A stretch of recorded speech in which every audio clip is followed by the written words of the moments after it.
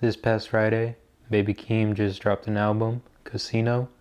This is following his critically acclaimed The Melodic Blue, which has dropped a couple years back by now. Let's talk about it. You know, rap is in a really interesting place right now.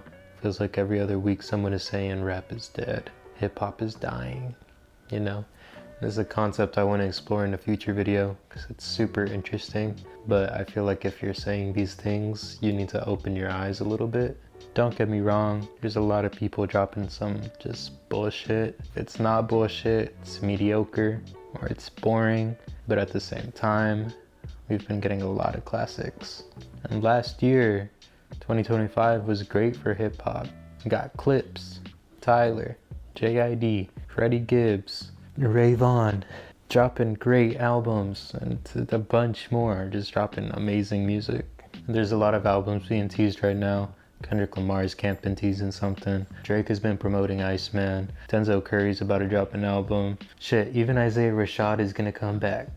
Like, that's crazy. It's gonna be a great year for hip hop. This brings me back to this last week. 11 new tracks from Baby Keem, Casino. I think this is my favorite album to drop this year so far. This album is just so refreshing.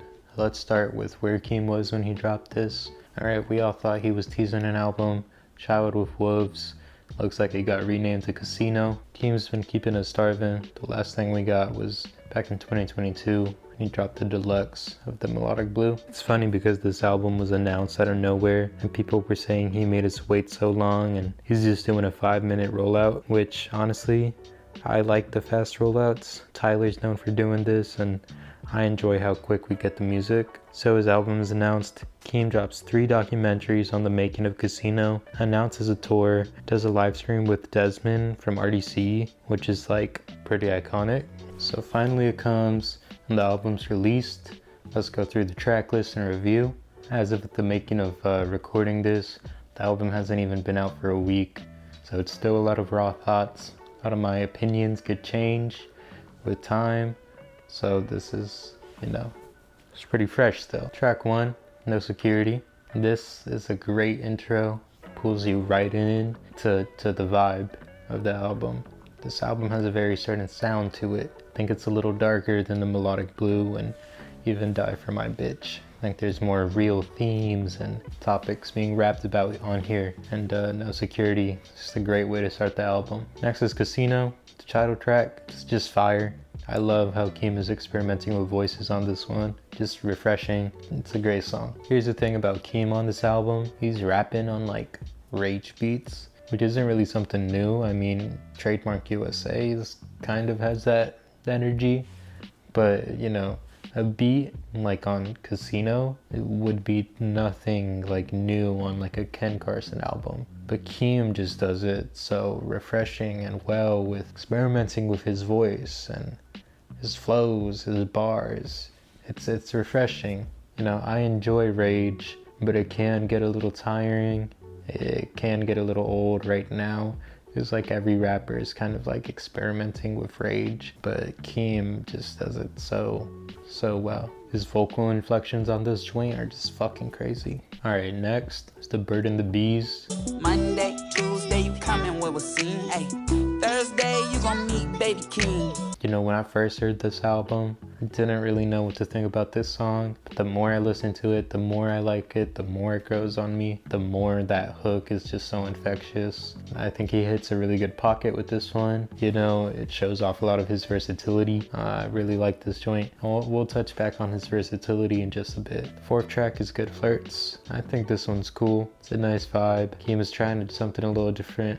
And we got a good Momo Boyd feature on this one and a Kendrick feature. The Kendrick feature is okay. I like it more than his feature on the next joint, which we'll get to. You know, I feel like Kendrick and his recent era features can be the hit or miss. And like, To Pimp a Butterfly is my favorite album of all time. Alright, I love Kendrick Lamar, but his feature run as of late, it can just be hit or miss, you know, but I loved when Keem and Kendrick, what they did on Family Ties, Vent, fucking even Range Brothers has grown on me a lot. That being said, I would be lying if I said I loved this Kendrick Lamar feature, you know, and It sucks because I would really love to hear him rap on this next joint, House Money. I think this is an amazing beat. I think Keem had an amazing performance on here. I can't mess with that Kendrick feature.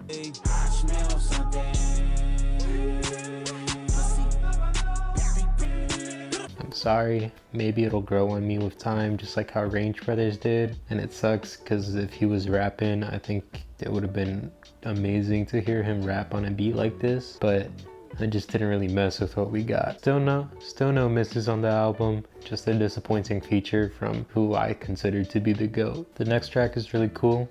I'm not a lyricist. I really like this one. Keem's, talking about his family trauma, his upbringing, and it's a little bit more of a serious track, but I really like it. It's nice to see Keem rap like this. Hope we get more stuff like this from the future from him. It's a pretty great song. The next joint is Sex Appeal. It's a complete 180 from I'm Not a Lyricist. Super upbeat. I like this one. I don't really got much to say about it, but it's a bop for sure. I will say though, the Too Short feature is probably the best feature on this whole album. Highway 95 Part 2. People been waiting on this one. First one with that Lauryn Hill sample just went so hard, and this one doesn't disappoint either. The beat on here is crazy. Keem gets a little bit more lyrical. It's just a great song. I think it might even be better than Part 1. Just think that beat goes crazy.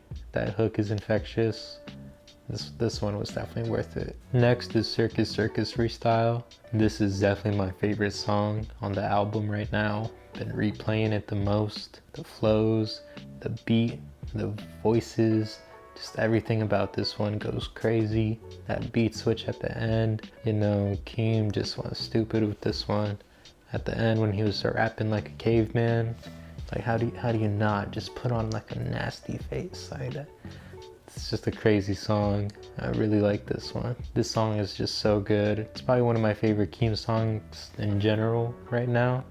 It's just so crazy. Alright, so now we go from my favorite song to my least favorite on this joint. I think Dramatic Girl is a skip, unfortunately. I'm not a huge fan of the instrumental or the vocals on this one. They just don't really mesh well for me. It's hard for me to say why I don't like this one. Maybe with time it'll grow on me, but right now I just can't really get down with it. We do end the album on a really good note. No blame. Keem's talking about his mom. It's a little bit more serious. This one's definitely a highlight of the whole album. Really enjoyed this one. Overall, this album is great. Exactly what we need in the current landscape of rap. Recently, Spotify is doing this thing where you can vote on the next leader of hip hop. And even though I'm not a huge fan of this whole passing of the torch thing, let's be real, Keem is the best artist on this list. Hands down.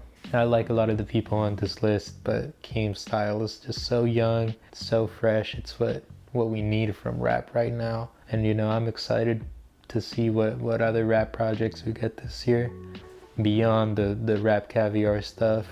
That's where you always find the best stuff.